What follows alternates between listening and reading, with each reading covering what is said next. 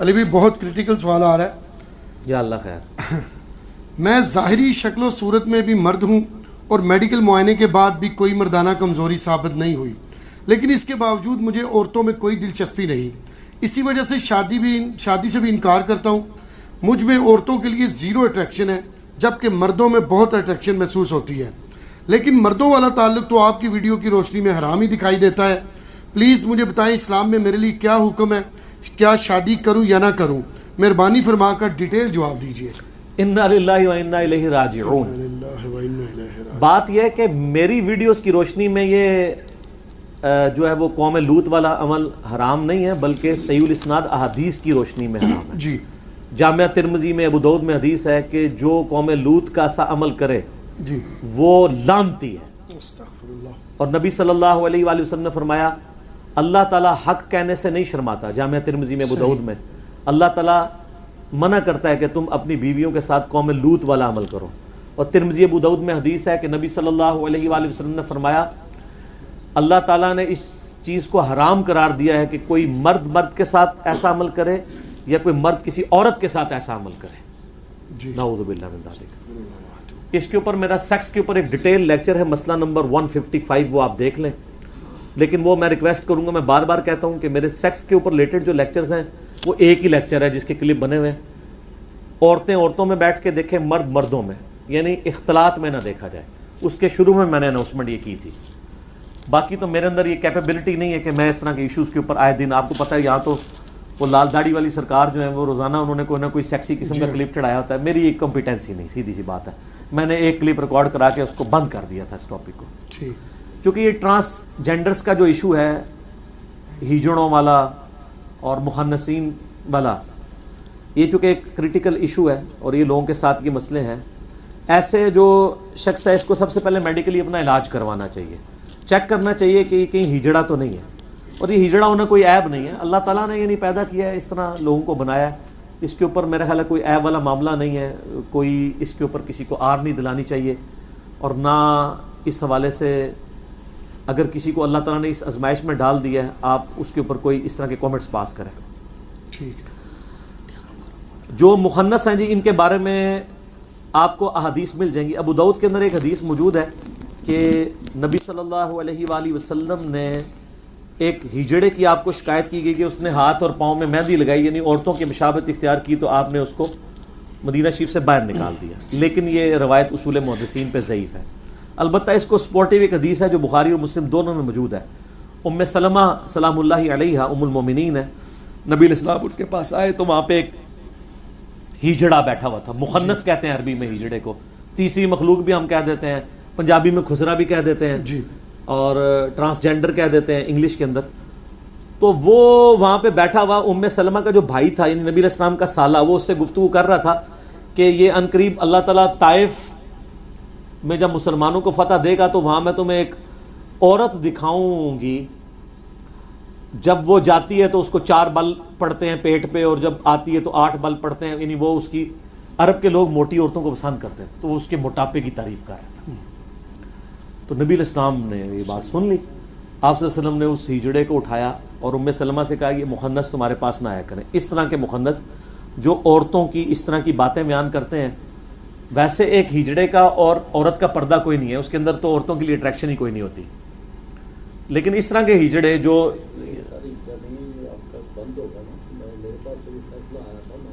میں اس پہ بات کر رہا ہوں، ڈسکشن کرتے ہیں. اس طرح کی جو چیزیں ہیں نا جی، وہ یعنی جو اس قسم کے ہجڑے ہیں ان کو تو عورتوں کے پاس بیٹھنے کی مخنثین کو اجازت نہیں ہے جی.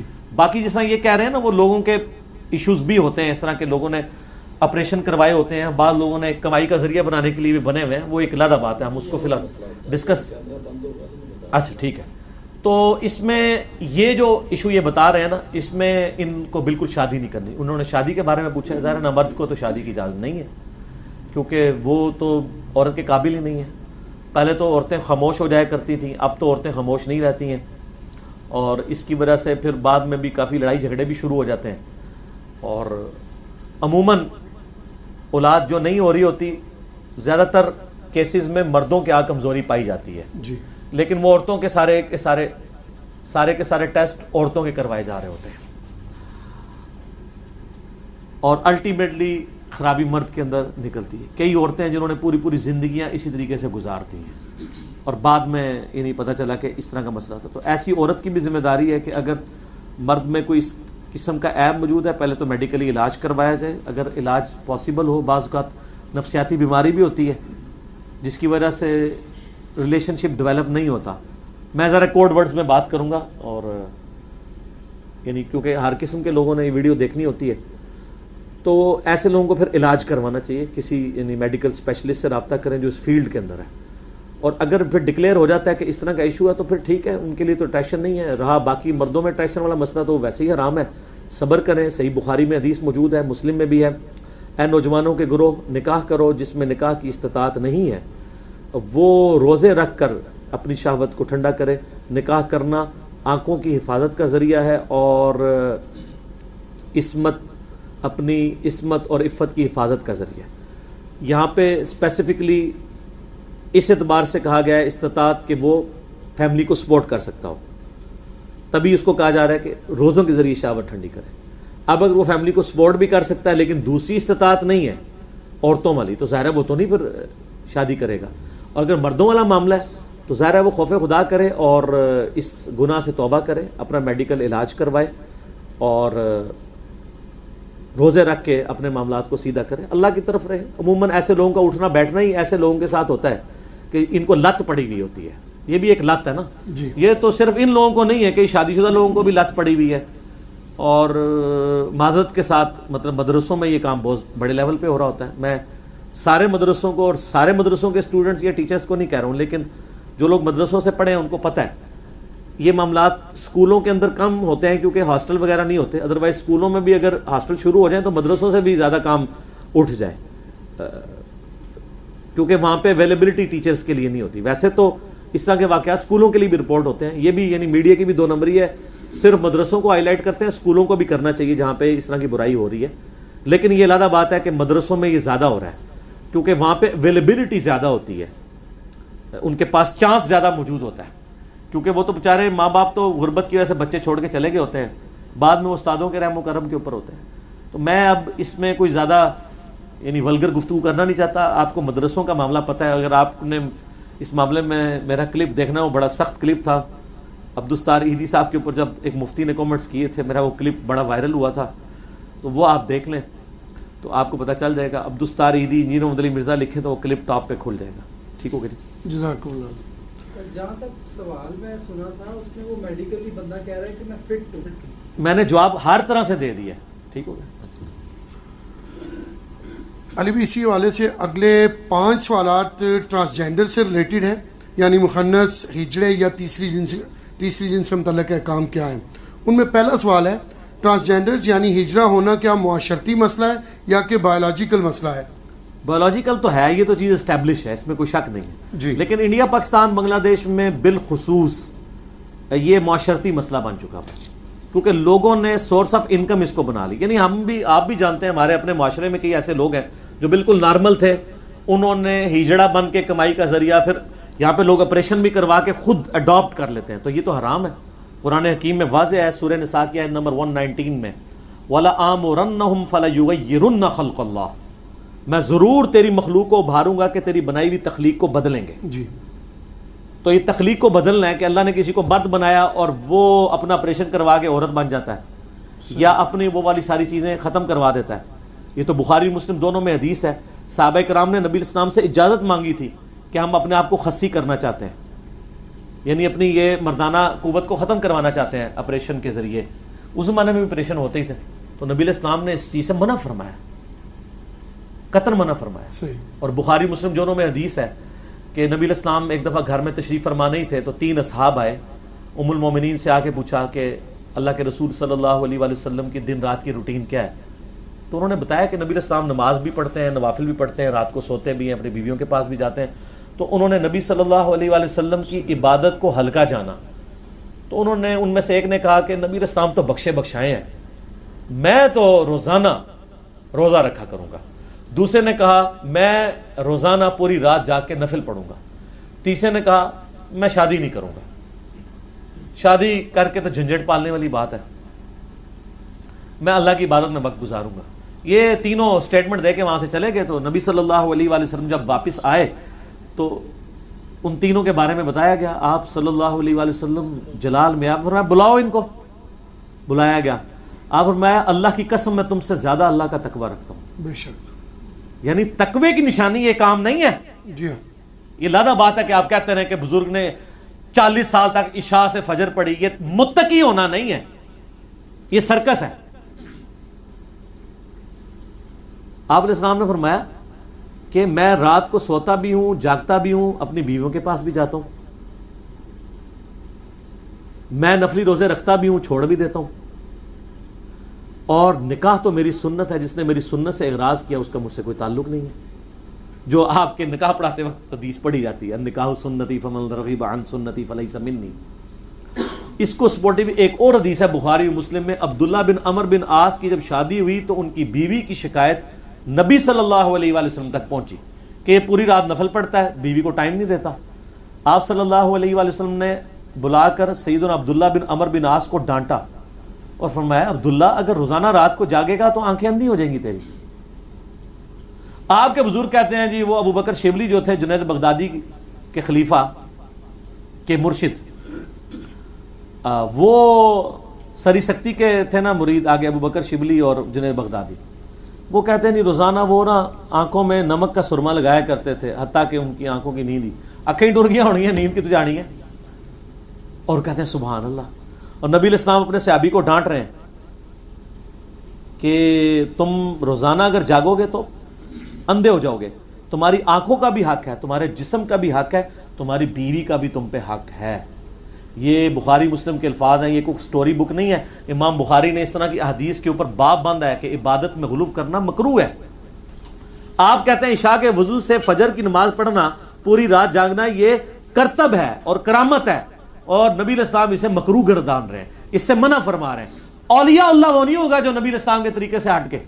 پھر آپ فرمایا تم روزانہ روزہ کیوں رکھتے ہو؟ اللہ کو روزانہ روزہ رکھنے والا تو ایسا ہے گویا اس نے روزہ رکھا ہی نہیں. بخاری مسلم کے الفاظ ہیں.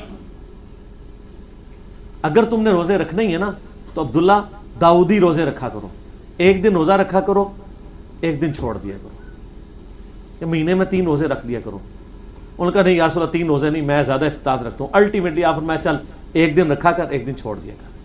جب وہ بوڑھے ہو گئے نا, بخاری مسلم میں الفاظ ہے, وہ کہتے ہیں مجھے اب یاد آ رہا ہے میں 3 پہ اکتفا کر لیتا, کیونکہ بخاری مسلم میں حدیث ہے جو مہینے میں 3 روزے رکھتا ہے وہ گویا ایسا ہے جیسے ہمیشہ روزے رکھنے والا ہے. اور اس سے بھی آسان طریقہ صحیح مسلم میں, جو رمضان کے روزے رکھے اس کے بعد 6 روزے شوال کے رکھ لے, چاہے کنزیکٹیو ساتھ رکھے چاہے پورے مہینے میں سکیٹرڈ کر کے رکھے, اور یہ بھی ضروری نہیں کہ ایک فوراً بعد رکھے اور باقی بعد میں رکھ لے, نہیں جب مرضی رکھے, تو اس سے گویا ایسا ثواب ملے گا کہ ہمیشہ روزہ رکھنے والا ہے, کیونکہ پوری زندگی وہی عمل کرتا رہے. تو یہ آسانیاں دین کے اندر دی گئی ہیں. اس طرح کے معاملات کر کے اور ایسے طریقے کرنا, یہ لوگ معاشرتی مسئلہ, بایولوجیکل سے زیادہ معاشرتی مسئلہ ہے. باقی یہ چیز ظاہر ہے میڈیکلی اسٹیبلش ہے کہ ایسے لوگ ہوتے ہیں, لیکن یہ ایسے لوگ بہت کم ہوتے ہیں. اس لیے قرآن و سنت میں آپ کو ایز سچ ان کے احکامات نہیں ملیں گے جی, کیونکہ یہ 0.00001% بھی نہیں ہے انسانیت کا. زیادہ تر اڈاپٹیڈ لوگ ہیں جنہوں نے یہ ساری چیزیں اڈاپٹ کی ہوئی ہیں. باقی جو اس طرح کے ایشوز ہیں تو پھر وہ دیکھا جائے گا. ان میں بھی یعنی 2 ٹائپس ہوتی ہیں, جو واقعی اوریجنل ہجڑے یا مخنث عربی میں کہتے ہیں یا ٹرانسجینڈر ہیں. جو اوریجنل والے ہوں گے نا وہ ان میں بھی پھر ڈویژن ہوتی ہے, کچھ مردوں کے زیادہ قریب ہوتے ہیں, کچھ عورتوں کے زیادہ ہوتے ہیں. تو اس اعتبار سے پھر ان کے احکامات دیکھے جائیں گے. ٹھیک ہے, جزاک اللہ. اسی زمانے اگلا سوال علی بھی آ رہا ہے, ٹرانسجینڈر یعنی ہجڑا کی کتنی اقسام ہیں اور اس کا فیصلہ کون کرے گا؟ ہاں اس کا فیصلہ ڈاکٹر کرے گا, علماء سے نہیں کروانا آپ نے, کیونکہ علماء کا جو چیک کرنے کا طریقہ ہے وہ بہت خطرناک ہوگا, وہ آپ نہیں متحمل اس کے ہو سکتے. تو آپ یہ چونکہ فیلڈ ہی ڈاکٹروں کی ہے, جیسے غامدی صاحب نے کہا تھا کہ چاند دیکھنے کا کام مولویوں کا ہی نہیں, وہ تو مطلب جو لوگ یہ انسٹرومنٹس یوز کر سکتے ہیں, محکمہ موسمیات سے تعلق رکھتے ہیں, ان لوگوں کا کام ہے. ٹھیک ہے, ہاں علماء مطلب ان کو شرعی مسئلہ ضرور بتائیں گے, باقی ایکسپرٹیز تو ان کی ہیں. اور میرا ایک معصومانہ سوال ہے کہ آپ کے جب مریض بیمار ہوتے ہیں آپ تو اٹھا کے بزرگوں کے پاس لے جاتے ہیں, بزرگ جب بیمار ہوتے ہیں ان کو آپ آغان لے جاتے ہیں, ان کو بھی اٹھا کے کسی مزار پہ لے جایا کریں نا. جی, کتنے بزرگوں کے پیشاب بند ہوتے ہیں یا ان کے گردے فیل ہوتے ہیں تو ڈائلسس پہ وہ شفا انٹرنیشنل میں اور آغا خان میں لگے ہوتے ہیں, آپ کے جب ڈائلسس پہ آتے ہیں آپ جا کے قبروں کی مٹی چٹوا رہے ہوتے ہیں. کتنی بڑی دو نمبری ہے ان کی. ان کو کیوں نہیں قبروں کی مٹی چٹواتے ہیں؟ ان کو کیوں ہاسپٹلس میں داخل کرواتے ہیں؟ اس لیے کہ اس وقت یہ صحیح بات کر رہے ہوتے ہیں کہ بھئی یہ فیلڈ ہے ڈاکٹروں کی، ڈاکٹروں کے پاس جا کے علاج کرائیں گے. نبی علیہ السلام بخاری مسلم میں کتنی حدیث ہیں، صحابہ کرام کو جب بیماریاں ہوتی تھی تو طبیبوں کے پاس بھیجتے تھے جس کی فیلڈ ہے. یہاں ان کی فیلڈ ہی نہیں ہے. یہ ڈاکٹر فیصلہ کرے گا، بلکہ ڈاکٹرز کا بھی پینل ہونا چاہیے جو مطلب ان بائزڈ ہو کے فیصلہ کرے. جی نبی صلی اللہ علیہ وسلم نے تو کلیئر کٹ جو ایکسپرٹس ہیں نا ان کی طرف جانے کا حکم دیا. قرآن میں ہے فَاسْأَلُوا أَهْلَ الذِّكْرِ إِن كُنتُمْ لَا تَعْلَمُونَ. اگر تمہیں علم نہیں ہے تو اہل علم سے پوچھو. اہل ذکر سے جو فیلڈ ہے، جیولوجی کی بات ہے جیولوجسٹ بتائے گا، اسٹرونومی کی بات ہے اسٹرونومی کی فیلڈ کا اسٹرونومر بتائے گا.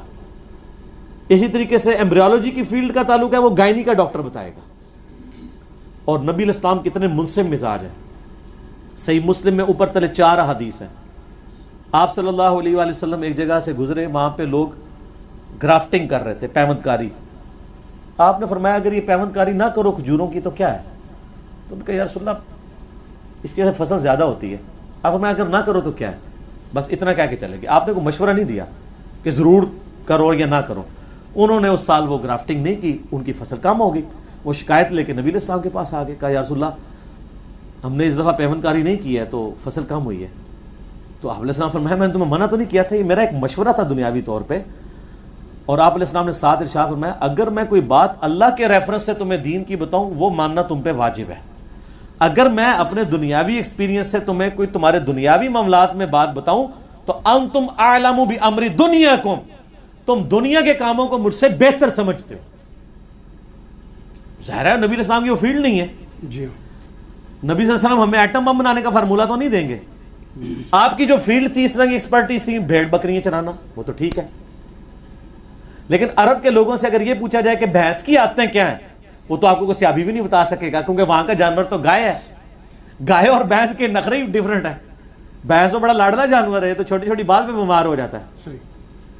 گائے ٹف ہے. ٹھیک ہے.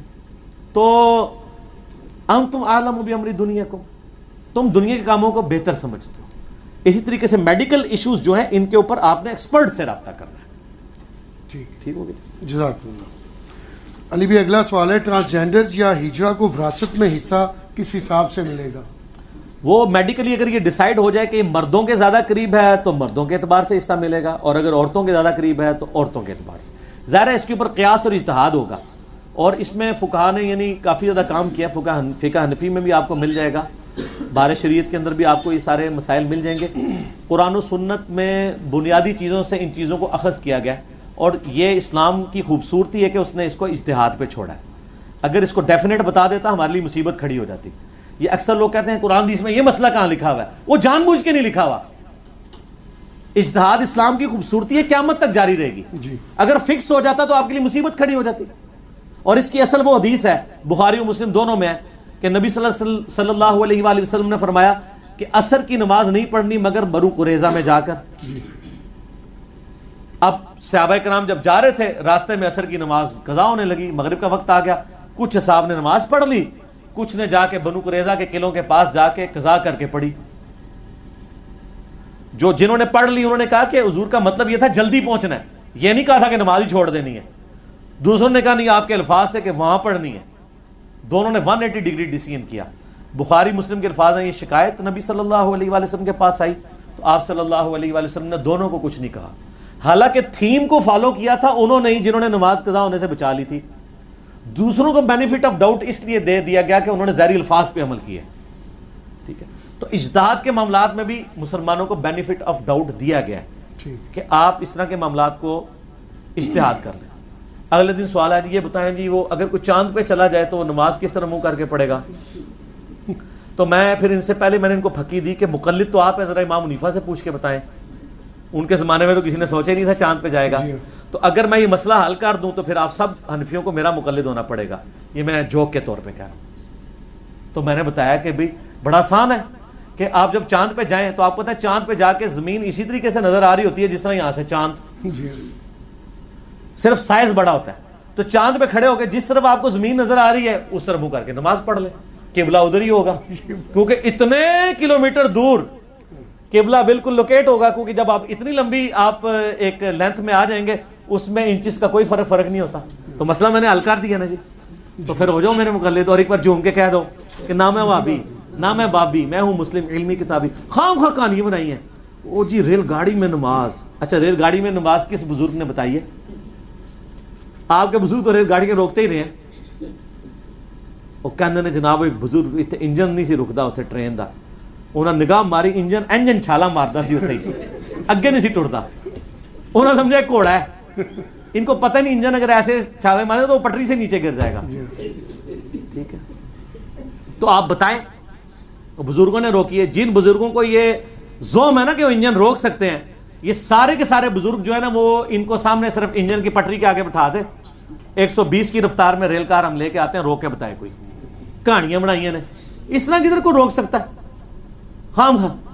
اچھا پھر بزرگ ہر جگہ بھی آ جاندے نے، کہندے نے مڑ مڑ کے ساڈے بزرگاں نوں رگڑدا. کہ کریے بزرگاں نے خرابی بڑی وڈی لیول دی پائی ہے. جب تک کتے کو آپ کنویں سے نہیں نکالیں گے ڈول نکالنے سے پاک نہیں ہوگا. جو فرسودہ نظریات قرآن و سنت کے مقابل داخل کر دی انہوں نے دین میں، یہ ساتھ ساتھ نکالنے ضروری ہیں. صرف ڈول نہیں نکالنے، میں ڈول بھی نکالتا ہوں اور ان کو بھی نکالتا ہوں. ٹھیک ہو؟ جزاک اللہ. علی بھی اگلا سوال ہے، کیا ٹرانسجینڈر یا ہجرہ اپنی مرضی سے اپنا جینڈر اختیار کر سکتا ہے؟ نہیں کر سکتا جی. اچھا اگر یہ اس سے اختیار کرنے سے مراد یہ رہ رہا ہے کہ وہ ٹرانسجینڈر تو ہے لیکن وہ ڈکلریشن میں اپنے آپ کو مرد کے قریب کر لے یا عورت کے، تو وہ بےمانی کر رہا ہوگا. مرد کے قریب ہے تو ڈاکٹر ڈیسائیڈ کرے گا، وہ خود ڈیسائیڈ نہیں کرے گا. باقی اگر اس سے مراد کو یہ لے رہا ہے کہ وہ اپنا جینڈر خود کرنے کے لیے، یعنی کوئی مرد اپنے آپ کو عورت بنا لیتا ہے اس اعتبار سے کہ وہ یعنی اپنے آپ کو ڈسیبل کروا لیتا ہے سیکچولی، وہ تو حرام ہے. وہ تو قرآن کی روح سے واضح حرام ہے. بخاری مسلم میں حدیث ہے، ان مردوں پہ لانا جو عورتوں کی مشابہت کریں، ان عورتوں پہ لانا تو مردوں کی مشابہت کریں، وہ بھی اس میں آئیں گے. اور وہ جو قرآن کی آیت تو سب سے اوپر ہے، سورہ نساء آیت نمبر 119، وَلَآمُرَنَّهُمْ فَلَا يُغَيِّرُنَّ خَلْقَ اللَّهِ، میں تیری مخلوق کو ابھاروں گا کہ تیری بنائی ہوئی تخلیق کو بدلیں گے. البتہ یہاں پہ میں عرض کر دوں، بعض اوقات تخلیق کو بدلنا ہی فطرت ہے. جیسا کہ بخاری و مسلم میں حدیث ہے، 5 چیزیں فطرت میں داخل ہیں: مونچھے کا پس کرنا، زیر ناف بال کاٹنا، بغلوں کے بال کاٹنا یا اکھیڑنا یا صاف کرنا، ناخن کاٹنا اور ختنہ کروانا. اور مسلم شریف میں 10 چیزیں آئی ہیں، اس میں داڑھی بڑھانا بھی آیا ہے، مسواک کرنا بھی آیا ہے، ناک صاف کرنا بھی آیا ہے. ٹھیک ہے جی، یہ ساری چیزیں آئی ہیں. تو یہاں پہ خطرے میں آپ تخلیق بگاڑ رہے ہوتے ہیں، لیکن یہاں بگاڑنا فطرت ہے. جی ٹھیک ہو. اچھا اس میں کوئی یہ سوال کر سکتا ہے کہ یہ کانوں میں بالیاں ڈالنا عورت کے لیے، یہ بھی تو فطرت بگاڑ رہا ہے؟ نہیں، مرد تو نہیں ڈال سکتا، عورت کے لیے یہ خوبصورتی کی علامت ہے. قرآن میں بھی آیا نا عورت کے بارے میں کہ زیورات میں لدی ہوئی ہوتی ہے. زینت. جی. اور بخاری مسلم میں آیا کہ جب نبی علیہ السلام نے چندے کی اپیل کی تو عورتوں نے اپنی بالیاں بھی کانوں کی اتار کے دیں. تو اس سے کانوں کی بالیاں، یہ امام حنیفہ نے نہیں ثابت کی ہیں، حدیث شریف میں ثابت ہے. کانوں کی بالیاں اسی وقت اتاری جاتی ہیں جب کانوں میں ڈلی ہوئی ہوں. تو یہ تخلیق بگاڑنا نہیں. اس طریقے سے ناک چھدوانا یہ تخلیق بگاڑنا نہیں ہے. تخلیق بگاڑنا وہ ہے جو آپ ایک ڈومیننٹ چینج کر دیں گے. وہ تو ایون اپنے بالوں میں کرے. صحیح مسلم میں حدیث ہے، نبی علیہ السلام نے قضا کرنے سے منع کیا ہے کہ کوئی بالوں کا حصہ ریموو کر کے آپ پٹی بنا لیں دوسری چھوڑ دیں، ایسے فٹ بالروں نے کی ہوتی ہے، یہ بھی منع ہے. تو اس حوالے سے یہ چیز کلیئر ہوگی. ٹھیک ہوگا. آخری سوال ہے نبی، کیا اسلام میں ٹرانسجینڈرز کے نماز جنازہ کا کوئی خاص طریقہ ہے؟ ٹرانسجینڈرز کے نماز جنازہ کا کوئی خاص طریقہ نہیں ہے، لیکن یہ بات حقیقت ہے کہ آپ نے ہجڑوں کا یا مخنثین کا یا ٹرانسجینڈرز کا عموماً جنازہ ہوتے ہوئے دیکھا نہیں ہوگا. یہ عموماً رات کے وقت خود ہی جنازہ پڑھ کے، جنازہ کیا ان کو نماز بھی نہیں پڑھنی آتی. یہ تو اللہ بھلا کرے تبلیغی جماعت کا، جنہوں نے پہلی دفعہ ان کو بھی کوئی انسانیت میں سمجھتے ہوئے ان کی جماعتیں نکالنی شروع کی ہیں، ان میں دعوت و تبلیغ کا کام شروع کیا ہے.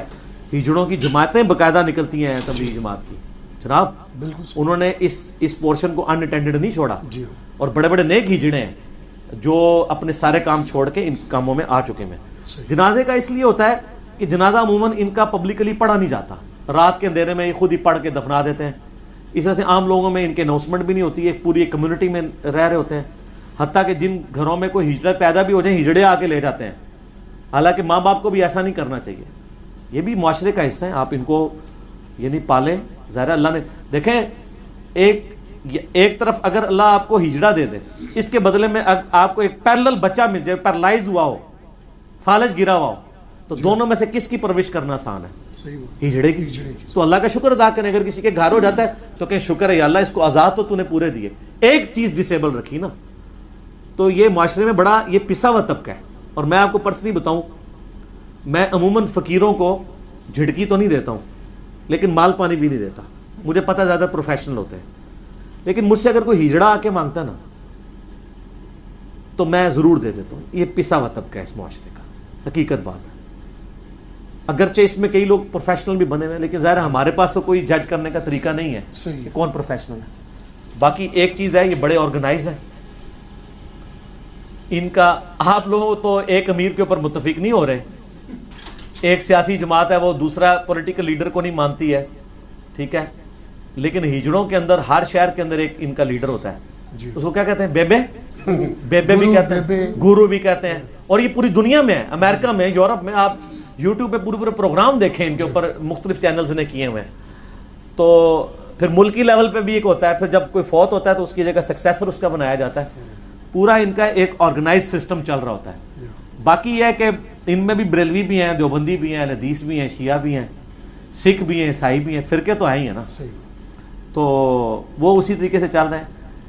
نفرت نہیں کرنی چاہیے. اور میں یہ سمجھتا ہوں کہ صرف ہجڑوں کا مسئلہ نہیں ہے, جو لوگ نارمل مرد ہیں نا انہوں نے بھی ان کو اعلی کار بنایا ہوا ہے اپنا.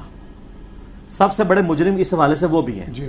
گورنمنٹ بھی مجرم ہے کہ ان کے کوئی حقوق دے. جس طرح پچھلی دفعہ چیف جسٹس نے نوٹس لیا تو کم از کم ان کو شناختی کارڈ والا ایشو تو ریزالو ہوا. اب یہ نوکری بھی حاصل کر سکتے ہیں, ڈکلیئرڈ بھی ہو سکتے ہیں شناختی کارڈ کے اوپر, ورنہ ان کے لیے بڑی مشکل ہو گئی تھی. اور کئی لوگوں کو نوکریاں ملی بھی ہیں, بڑے بڑے پڑھے لکھے ہجڑے بھی موجود ہیں. اور نفرت بالکل نہیں کرنی چاہیے. معاشرے کا پسا ہوا طبقہ ہے, بہت زیادہ پسا ہوا طبقہ ہے. ان کے ساتھ حسن سلوک کرنا چاہیے. یعنی میں اس ویڈیو کی وساطت سے, چونکہ میرا پیغام پوری دنیا میں لوگوں تک پہنچتا ہے. باقی آپ کسی کے میڈیکل ٹیسٹ کروانے کے پیچھے درپے نہ ہو, وہ اس کا معاملہ ہے, اللہ کا معاملہ ہے. کسی کے گھر پیدا ہو جائے وہ ہجڑوں کے حوالے نہ کرے کہ اس کو وہ برائی میں ڈال دیں گے, وہ اسی قسم کی وہ قوم لوط والا عمل شروع کر دیں گے. اس کا وبال بھی آپ کے اوپر ہوگا. پالیں. کئی لوگ ہیں جنہوں نے بچے پالے ہیں, لیکن بعد میں یہ ظلم بھی نہ کریں کہ ایسے بچوں کی آپ شادی کرا کے لوگوں کو آزمائش میں ڈال دیں, لوگوں کی بچیاں جو ہیں وہ آزمائش میں ڈال دیں. ایسا بھی نہیں ہونا چاہیے, ورنہ مصیبت کھڑی ہو جاتی ہے. اور اگر کوئی اس سے پہلے کر چکا ہے تو فوراً سے پہلے تنسیخ نکاح کروائیں, خلا یا طلاق والا معاملہ کر کے ایسے لوگوں کو علیحدہ کریں. یہ ظلم ہے عورت کے ساتھ. پھر ایسے لوگوں کی بیویاں پھر وہ ناجائز طریقوں میں انوالو ہو جاتی ہیں. معاشرے کے لیے پھر ایسے لوگ ناسور بن جاتے ہیں. لیکن یہ سب کی سب چیزیں ظاہر ہے ہم تو صرف اصلاحی بیان کر سکتے ہیں. حکومت کا کام ہے کہ حکومتی لیول کے اوپر ان ایشوز کو ریزالو کیا جائے. جس طرح پچھلی دفعہ یعنی سپریم کورٹ نے ڈیسیژن کر کے کم از کم ان کی آئیڈینٹی والا معاملہ تو شناختی کارڈ والا حل کیا. باقی سارے ان کے حقوق کے حوالے سے بھی گورنمنٹ کو, این جی اوز کو ساتھ ملا کے ان ایشوز کے اوپر کام کرنا چاہیے. لیکن یہاں پہ تو جو نارمل مرد و عورت ہیں ان کے حقوق کا بھی مسئلہ ہے, ان بیچاروں کو کس نے پوچھنا ہے. لیکن مجھے حیرانگی یہ ہے کہ جو دیندار لوگ ہیں جب وہ اس طرح کے کام کر رہے ہوں اور ان کے ساتھ چھیڑخانیاں کر رہے ہوں اور مذاق کا ذریعہ بنایا ہوتا ہے, کہیں بیچارے کہیں سے گزر جائیں, لوگ آوازیں کستے ہیں, پھبتیاں لگاتے ہیں, اور وہ بھی آگے سے مطلب اس طرح کرتے ہیں, تو خاموشی کا بائیکاٹ کرنا چاہیے. لوگوں کو منع کرنا چاہیے, یار یہ اللہ کی مخلوق ہے, اللہ نے پیدا کی ہے, آپ بھی ایسے ہو سکتے تھے, اللہ نے ان کو ایسا کیا ہے. ان کو یا اگر وہ خود بھی ہوئے ہیں تو اپنے حالات و واقعات کی وجہ سے ہوئے ہیں. ہو سکتا ہے آپ پہ یہ حالات و واقعات آتے آپ اس سے بھی زیادہ برا پرفارم کرتے ہیں. میں تو ہمیشہ ورسٹ کنڈیشن کو دیکھتا ہوں. اللہ کا شکر ادا کرنا چاہیے, اور قطعاً کسی کے ساتھ اس طرح کی یعنی دشمنی والا رویہ نہ رکھیں, نہ کسی کا ٹھٹا اور مذاق اڑائیں, اللہ سے ڈریں. ایک مسلمان کا یہ ایٹیچیوڈ ہونا چاہیے. ٹھیک ہو گیا, ختم ہو گیا سوال.